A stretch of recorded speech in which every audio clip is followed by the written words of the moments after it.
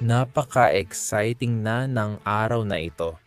Kakapanayam lang si Steve Witkoff, espesyal na sugo ng United States sa Cable News Network. At sinabi niyang inihahanda ng United States ang pagbibigay ng NATO Article 5 protection sa Ukraine. Talagang magandang balita ito para sa Ukraine at pandaigdigang kapayapaan. Pero hindi ito walang kasamang mga komplikasyon. Bago natin talakayin ang komplikasyon, pakinggan muna natin ang sinabi ni Steve Witkoff. Tinawag ni Pangulong Trump na produktibo ang pagpupulong at sinabi niyang may mga napagkasunduang puntos. Nasa silid ka nun. Pwede mo bang sabihin ang 2 punto na napagkasunduan nila? Nagkasundo kami Jake.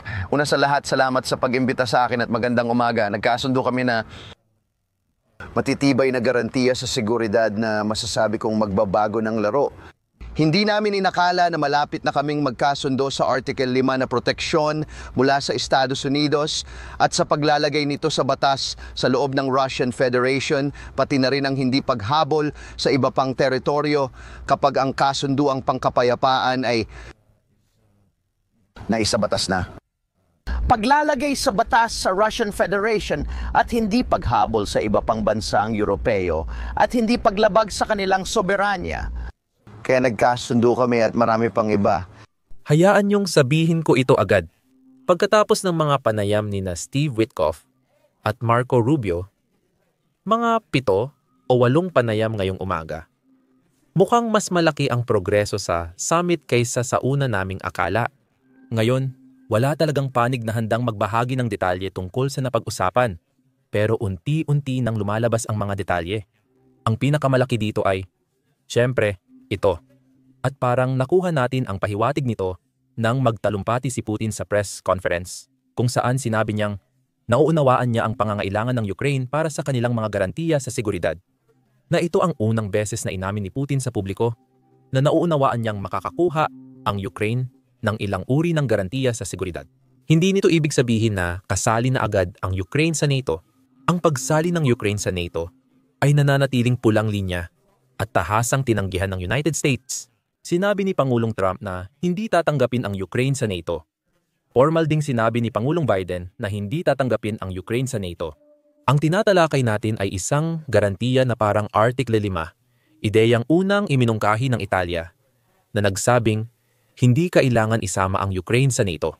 Ang maaari nating gawin ay palawigin na lang natin ang garantiya ng Article 5 sa Ukraine. Ibig sabihin, kapag inatake ang Ukraine matapos ang kasunduan sa kapayapaan, parang inatake na rin ang NATO, kaya papasok ito para ipagtanggol. Hindi naman ibig sabihin nito na magkakaroon ng mga base ng NATO sa Ukraine o kung ano paman. Ibig sabihin lang nito ay magkakaroon ng garantiya ang Ukraine. Ngayong araw, nalaman natin ang detalye tungkol sa uri ng garantiya at kung sino ang kasali sa pagbibigay nito. Hindi ito tungkol sa NATO, pero parang Artikulo 5 rin. Alamin pa natin ang detalye. Binanggit mo ang Artikulo 5 na garantiya ng NATO na kapag inatake ang isa, parang inatake na rin ang lahat. Hahayaan ba ng Rusya na mangyari iyon na anumang karagdagang paglusob sa Ukraine ay maiintindihan ng Rusya bilang isang pag-atake sa lahat ng miyembro ng NATO? Hindi Jake, hindi iyon ang sinabi ko. Ang sinabi ko ay nagkaroon kami ng kasunduan na ang Estados Unidos at iba pang mga bansang Europeo ay maaaring epektibong mag-alok ng wika na parang Article 5 para magbigay ng garantiya sa seguridad. Sinabi ni Putin na ang pagpasok sa NATO ay pulang linya, tama. At kaya ang pinag-uusapan namin ay kung sakaling mangyari iyon, kung sakaling pumayag ang mga Ukrainian doon at matanggap nila iyon at lahat ay magiging ayos. Tama. Ang magiging usapan ay kung ano ang kayang tanggapin ng mga Ukrainian. Pero kung sakaling pumayag sila, nakuha natin ang sumusunod na concession na maaaring mag-alok ang Estados Unidos ng proteksyong parang Article 5 na isa sa mga tunay na dahilan kung bakit gusto ng Ukraine na mapasama sa NATO. Parang nagawa nating lampasan yun at makakuha ng kasunduan kung saan maaaring mag-alok ang Estados Unidos ng Article 5 na protection na ngayon lang naming narinig na pumayag ang mga Ruso. Ngayon, syempre, gaya ng narinig nyo, hindi ibinibigay ng Russia ang concession na ito ng libre. Gusto ng Russia na isuko ng Ukraine ang mga teritoryong hindi pa nila nasasakop. At syempre, Hindi magiging madali para kay Pangulong Zelensky na isuko iyon. At hindi rin iyon magiging madali para sa mga mamamayang Ukrainian na tanggapin. Lalo na kung iisipin na ilang beses na itong ginawa ng Ukraine. Isinuko nila ang Crimea para sa kapayapaan, pero bumalik si Putin at kumatok muli. Isinuko nila ang Donetsk at Luhansk. At bumalik si Putin at kumatok muli. Parang ayaw talaga ni Putin ng kapayapaan kahit may bansang handang isuko ang teritoryo. Bago natin talakayin ang bahaging iyon ng kasunduan, may isa pa akong clip na ipapakita kung saan binanggit ni Steve Witkoff na posibleng may tropang Amerikano sa Ukraine bilang garantiya sa seguridad. Iyan ay isang bagay na bago at mukhang isa ito sa mga mas matitibay na garantiya sa seguridad na maaaring ialok ng kanluran sa Ukraine. Hepe. Pag-usapan natin ang mga security guarantee na binanggit mo. Ano talaga ang ibig sabihin nito?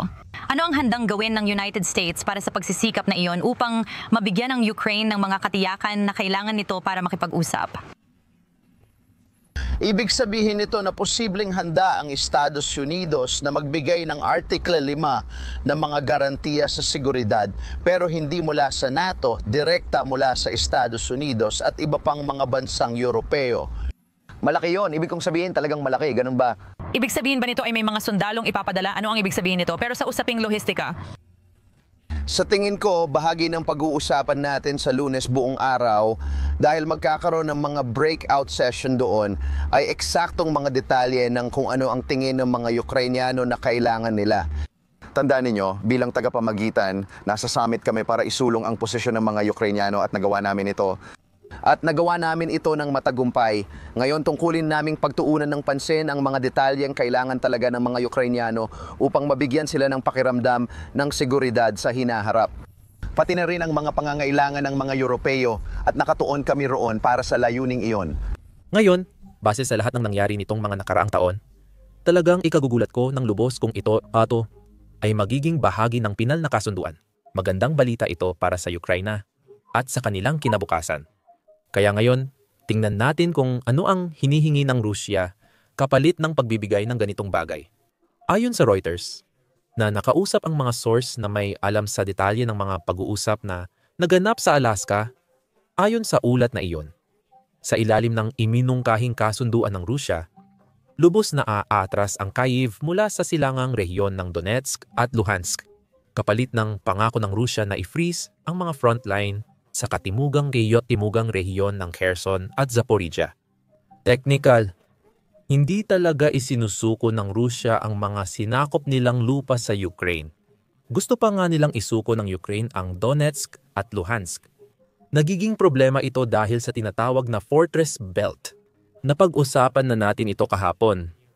Pero pinatibay ng husto ng Ukraine ang 4 o 5 lungsod na malapit sa kontroladong bahagi ng Russia sa Donbas. Hindi nasakop ng Russia ang buong Donbas sa loob ng 14 na taon. Ngayon gusto lang nilang sumuko ang Ukraine na magdudulot ng malaking problema dahil kailangang isuko ang lahat ng depensang linya sa mga lungsod na hindi naman kayang sakupin ng Russia. Sa katunayan, ayon sa isang kamakailang pagsusuri ng British Ministry of Defense, sa bilis ng pag-usad ng Russia sa labanan, partikular sa rehiyon ng Donbas, aabutin ng humigit kumulang 4 at kalahating taon bago makuha ng mga puwersa ng Russia ang 100% ng mga lungsod na nais nilang kontrolin. Bukod pa dyan, magdudulot ito ng tinatayang 2 milyong dagdag na kaswalti sa panig ng Russia. At ito ay dagdag pa sa 1 milyong kaswalti na naranasan na ng Russia. Hindi ko talaga maintindihan kung gaano kalaki ang hinihingi nito. At iyan ang dahilan kung bakit maraming tao, maraming eksperto ang tumatawag dito bilang isang uri ng lason para sa Russia, na ibig sabihin ay ginagawa ng Russia ang mga kahilingang ito, na alam nilang hindi kailanman matatanggap ng Ukraine. Kapag tinanggihan ng Ukraine ang mga ito, ibabaling nila ang sisi sa Ukraine at sasabihing si Zelensky ang may kasalanan. Ang Ukraine ang ayaw ng kapayapaan. Narito ang clip mula kay espesyal na sugo Steve Witkoff, na nagpapaliwanag kung saan nakatayo si Pangulong Trump at ang United States tungkol sa kahilingang ito.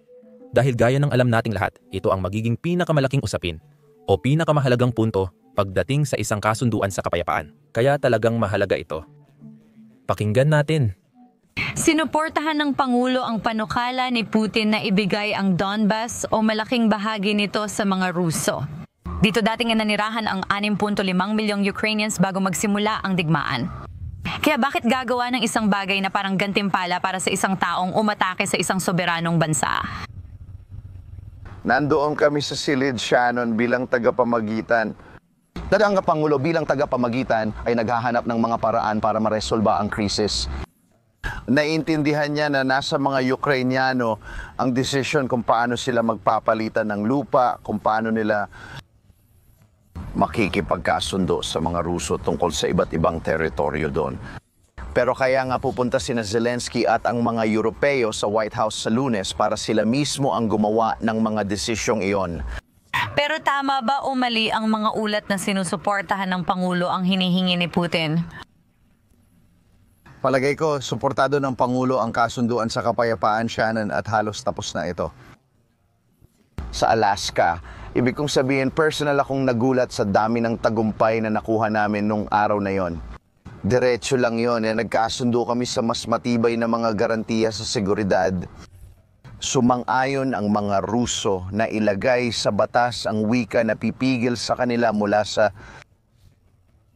or na sila ay magpapatunay na hindi na sila kukuha ng lupa sa Ukraine matapos ang kasunduang pangkapayapaan at hindi nila lalabagin ang kahit anong hangganan sa Europa. Marami na tayong natalakay at marami pang iba. Handa ang Rusya na ibalik Batyuak, ang medyo maliit na bahagi ng lupang Ukrainian na kanilang sinakop sa hilagang Sumy at hilagang silangang Kharkiv na mga rehiyon.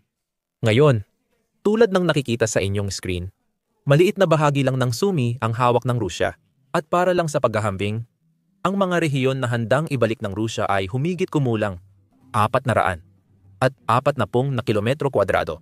Kapalit nito, hinihiling ng Rusya na isuko ng Ukraine ang 6,600 kilometro ng Donetsk at Luhansk.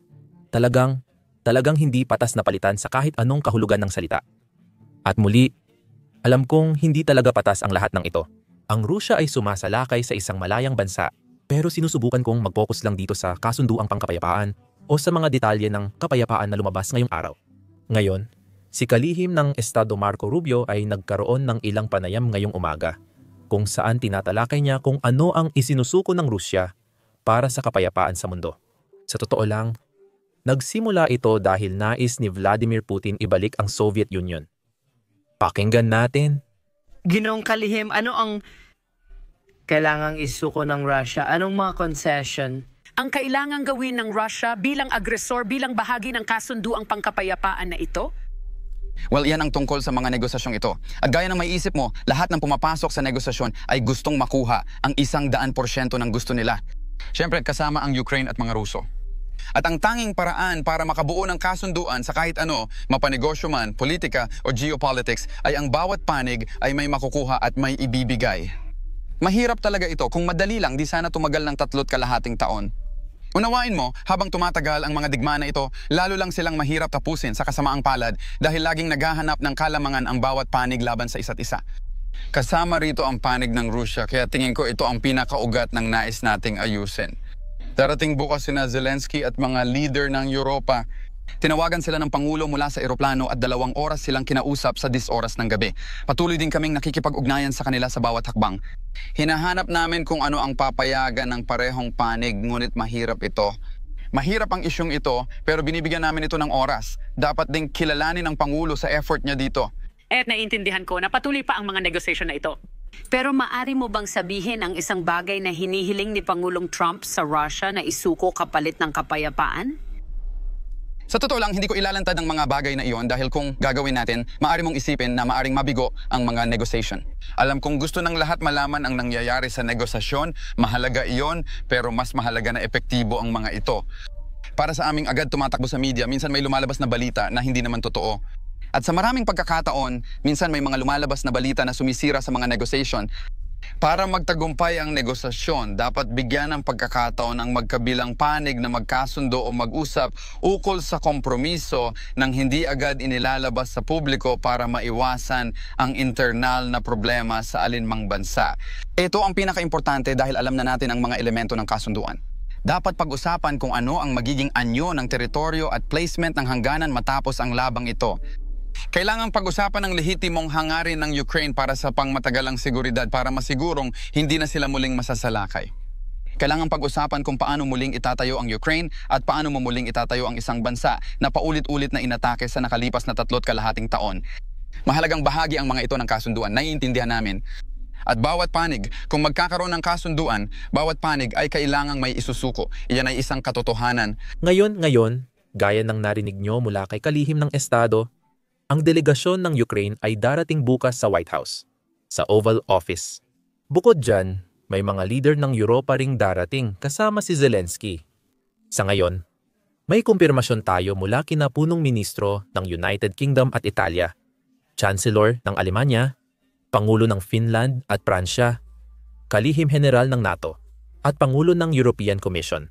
Ibig sabihin nito, may mahahalagang desisyon tayong gagawin bukas. Malalaman natin kung handa bang isuko ng Ukraine ang Donbas, kung isusuko nila ang kahit ano para sa kapayapaan, o kung makukumbinsi ng delegasyon ng Europa at Ukraine si Trump sa tunay na nangyayari. Si Putin ay nililipat lang ang sisi sa Ukraine sa pamamagitan ng di makatwirang mga kahilingan. Hindi natin pwedeng asahan, o mas partikular, hindi natin pwedeng hayaan na basta-basta na lang makalusot ang isang bansa kapag sinusubukan nitong baguhin ang mga international na hangganan sa pamamagitan ng dahas. At ito ay isang bagay na talagang binibigyang diin ng European Union. Kahapon lang, nagkaroon ng pampublikong press conference sina European Union Commissioner at Pangulong Zelensky at inulit nila mismo ang puntong ito. Dapat maging parang bakal na porcupine ang Ukraine para hindi ito kayang sakupin. Sa presscon kasama si Pangulong Zelensky sa Brussels, bago ang pulong kay Pangulong Trump sa Lunes, iginiit ng European Union Commissioner na Ukraine ang pumipili ng kapalaran nito. Ngunit laging maaasahan ang Europa. Hindi dapat dahasin ang internasyonal na hangganan ng Ukraine. Tanging Ukraine lang ang dapat magdesisyon dito. Bukas, Ukraine ang magpapasya ng kapalaran nito. Ipatutupad ang ika-11 na pakete ng parusa sa Setyembre. Hindi dapat nililimitahan ang sandatahang lakas ng Ukraine. Ngayon, mahalagang ituro na ito ay isa sa mga hinihingi ng Russia sa loob ng mahabang panahon. Pero mukhang hindi na ito ang kanilang hinihingi matapos ang summit na naganap kasama si Pangulong Trump. Sige, tuloy ang ulat. Handa na ang European Union at ang koalisyon na mag-ambag sa seguridad ng Ukraine.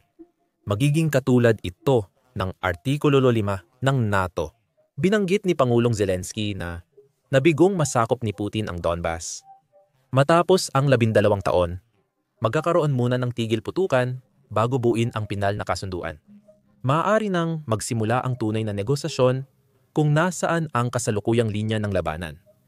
Ang malakas na hukbo ang pinakamagandang garantiya ng seguridad. Kailangang talakayin ang issue sa teritoryo sa isang tatluhang pagpupulong. Kaya base lang sa mga pahayag na ginawa ni Pangulong Zelensky kahapon, mukhang hindi niya gusto ang ideya na isuko ng Ukraine ang Donbas, isuko ang linya ng depensa na matindi nilang pinuhunan at itinayo. Sana ngayon, malinaw na sa inyo ang halaga ng mga detalye na tinatalakay natin. Tama ba? Hindi sinasabi ng Ukraine na gusto nilang bawiin ang lupaing hawak ng Russia. Ipinaglalaban lang ng Ukraine na huwag silang pilitin isuko ang mga lupain na hindi pa nasakop ng Russia. Hindi rin sila dapat pilitin isuko ang mga lupain na pinagkagastusan nila para sa mga depensa. Na para sa akin, lalo na sa ika-21 siglo, ay mukhang makatuwirang bagay na gustuhin ng isang malayang bansa. Hindi tayo dapat mabuhay sa isang mundo kung saan ang mas malaking bansa ay basta na lang magsasabi ng, "Hoy, patuloy ka naming aatakihin maliban na lang kung bibigyan mo pa kami ng mas maraming lupa." Hindi yan ang mundong gusto nating itayo matapos ang ikalawang digmaang pandaigdig. Hindi na dapat tayong bumalik sa ganoong mundo, kahit may progreso sa nakaraang 100 taon.